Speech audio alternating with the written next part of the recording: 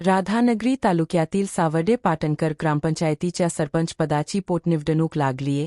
सरपंचपदासाठी सुजाता संतोष भोसले यांनी शक्तीप्रदर्शन करत आज उमेदवारी अर्ज दाखल केला. या निवडणुकीत ग्रामस्थ आणि सर्व पक्षांचा मला पाठिंबा असल्यानं आपला विजय निश्चित असल्याचे त्यांनी सांगितलं.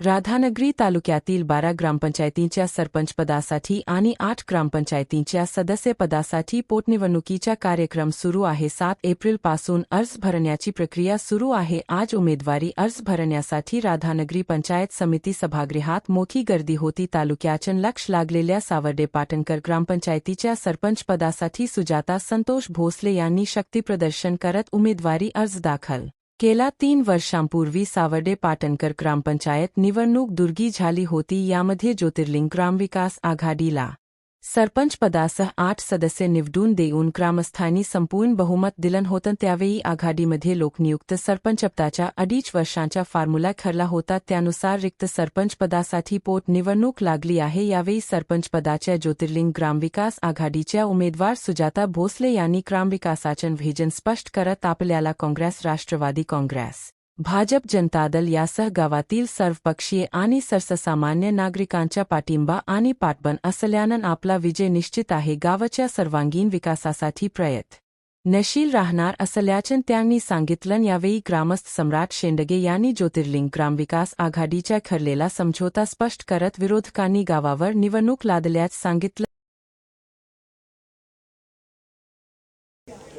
ज्योतिर्लिंग ग्रामविकास आघाडीच्या मार्फत आपण 3 वर्षापूर्वी आपल्या सावर्डे पाटणकर गावामध्ये आपण निवडणूक लढवली होती आणि या निवडणुकीमध्ये ज्योतिर्लिंग महाविकास आघाडीचे साधारणतः 8 सदस्य आणि 1 सरपंच निवडून आले होते.